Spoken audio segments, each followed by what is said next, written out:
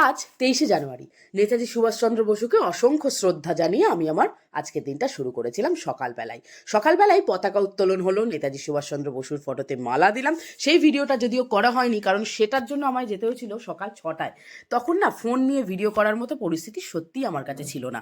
কিন্তু বেলার দিকে আজকে আমাদের বাঙালির একটি প্রিয় উৎসব ছিল একই দিনে, সরস্বতী পুজো। বাঙালির কাছে সরস্বতী পুজো মানেই তো ভ্যালেন্টাইন্স ডে। তাই রাস্তায় বেরোলেই দেখুন কি সুন্দর ছোট ছোট ছেলেমেয়েরা পাঞ্জাবি পাজামা এবং মেয়েরা শাড়ি পরে বেরিয়ে পড়ি আমরা বেড়াতে। আমিও সেদিন সকলের মতোই শাড়ি পরে চলে গেছিলাম সবার প্রথম বেটা স্কুল থেকে ওর পাপা স্কুল। এইভাবে আমাদের এখানে যতগুলো স্কুল আছে সবকটা স্কুলগুলো কিন্তু আমার ছেলেকে নিয়ে ঘুরে দেখাতে চলে গেছিলাম। সমস্ত স্কুলের প্রতিমাদের দর্শন করে সত্যি বলছি মনটা যেন আলাদা একটা শান্তি অনুভব করেছিলাম। 23শে জানুয়ারি মানে আমাদের কাছে যেরকম একটা স্বাধীনতার মতো মনে পড়ে, বা প্রজাতন্ত্র দিবস দুদিন পরেই সেইগুলো মনে পড়ে যায়, মানে প্যারেড, নেতাজির ফটোতে মালা দেওয়া, পতাকা উত্তোলন, আর গানের মধ্যে সারে জাহাসে আচ্ছা বন্দে মাতারাম, এই সবগুলো। কিন্তু এইবার ওই একই দিনে যখনই চারিদিকে মা সরস্বতীর বাণী বন্দনাগুলো বাজছিল, মনে হচ্ছিল চারিদিকে যেন দুরকম একটা আবহাওয়া পাচ্ছিলাম। মানে মনটা না এবার একটা অদ্ভুত ফিলিংস কাজ করছিল আমার মধ্যে, সেটা বলে বোঝানো বোধহয় সম্ভব নয়, জানেন। আর এই যে আমার বান্ধবীকে নিয়ে গেছিলাম, এই বান্ধবী এই ব্রজবালা স্কুলটিতেই পড়তো। তাই এই ব্রজবালা স্কুলের গল্পগুলি আমাদেরকে শোনাচ্ছিল এর যে কোথায় ক্লাসরুম ছিল, কোথায় কি ছিল, আর আমিও মন দিয়ে গল্পগুলো শুনছিলাম।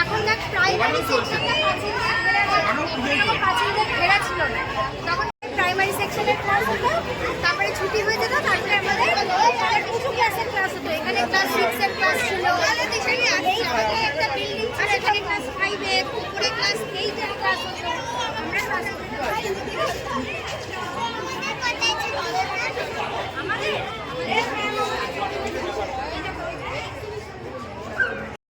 এই স্কুলটার একটি বিশেষ জায়গা এবার আপনাদেরকে নিয়ে যাই, চলুন। দেখুন, ছোট থেকে বড় সমস্ত বয়সের ছেলে মেয়েদের হাতের কাজ আর আঁকা দেখে সত্যিই যেন চোখ আর মন দুটোই ধাঁ দিয়ে যাচ্ছে, তাই না? এই সমস্ত হাতের কাজগুলো আঁকাগুলো কিন্তু করেছে এই স্কুলের 5 থেকে ক্লাস 12-এর ছেলেমেয়েরা। কি অপূর্ব অপূর্ব আঁকা! মানে আমি ভাবলাম যে এত সুন্দর সুন্দর আঁকা, যদিও এককালে আমারও এরম আঁকা স্কুলের এক্সিবিশন রুমে থাকতো, জানেন তো। আজ সেগুলো সবই অতীত।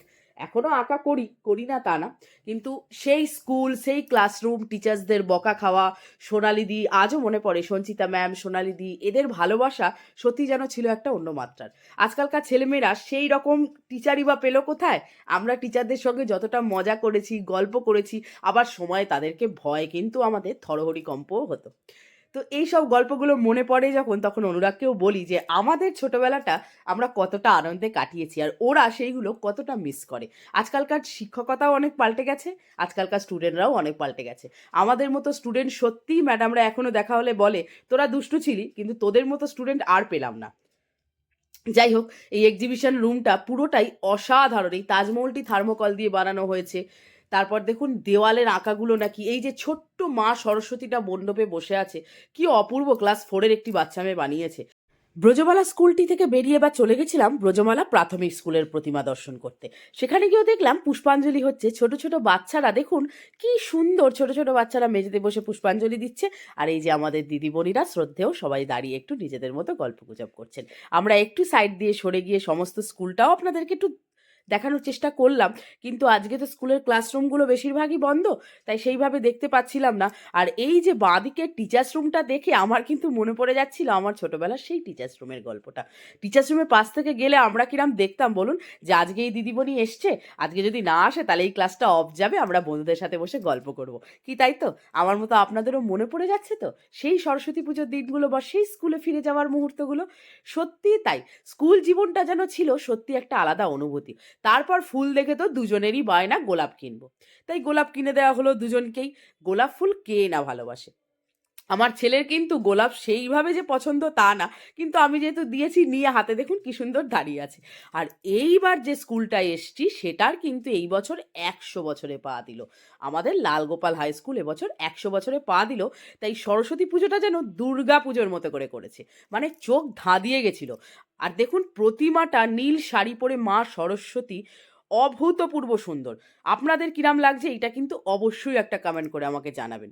আমি পুরো স্কুলটাও আপনাদেরকে একটু দেখানোর চেষ্টা করলাম। ওদিকে সন্ধেবেলা গান বাজনা হবে বলল, জানেন? আর আমি তো গান বাজনা খুব ভালোবাসি, তাই সন্ধেবেলা একবারও আসবো না তা কি হয়? একবার নিশ্চয়ই আসবো। তাই সন্ধেবেলাও কিন্তু বেরিয়ে পড়েছিলাম পরিবারের সকলকে নিয়ে। আর সন্ধেবেলা কিন্তু মামনিকেও নিয়ে গেছিলাম যে তুমিও চলো, তুমি কেন বাড়িতে একা একা বসে থাকবে? সেও দেখে বলল যে মামা না, সত্যি সরস্বতী পুজোয় যে এত মানুষ বেরোয় রাস্তায়, পুরো বেরিয়ে মনে হচ্ছে দুর্গা পুজো। মানে তারও কিন্তু খুব ভালো লেগেছিল, জানেন তো, আমাদের সাথে বেরিয়ে। এইটা কিন্তু আমি বুঝতে পেরেছিলাম। তাই ভেবে রেখেছি প্রত্যেকটা বছরও তাকে নিয়েই যাব আমাদের সাথে। তাই অনুরাগ, মামনি, আমি আর অর্ঘ্য চারজনেই বেরিয়ে পড়েছিলাম সন্ধেবেলার আবার পুজো প্যান্ডেলগুলো দেখতে। এইটা এবারে আপনাদেরকে নিয়ে চলে যাচ্ছি সেই বিশেষ মণ্ডপ, ভারতী স্কুলের মণ্ডপ। এই মণ্ডপটি প্রত্যেকবারই সকলের মনে একটি অভূতপূর্ব জাগরণের কিন্তু সৃষ্টি করে থাকে। এবারও দেখলাম তার কিন্তু অন্যথা একদম হয়নি। দেখুন, এতগুলো মণ্ডপ আপনাদেরকে দেখালাম, আমি নিজেও দেখলাম, কোনো মণ্ডপে নেতাজির জন্মদিনের কোনো শ্রদ্ধার্ঘ্য কিন্তু আমরা দেখতে পাইনি। কিন্তু ভারতী স্কুল দেখুন সেটাকেও কিন্তু রাখার সমমর্যাদা দেওয়ার চেষ্টা করেছে। কারণ নেতাজির জন্মদিনটাও আমাদের বাঙালির কাছে, হিন্দু জাতির কাছে, ভারতবাসীর কাছে বিশেষ করে একটি সত্যি উৎসবের মতো। নেতাজি সুভাষচন্দ্র বসু আমাদের অনেকের কাছেই আইডল।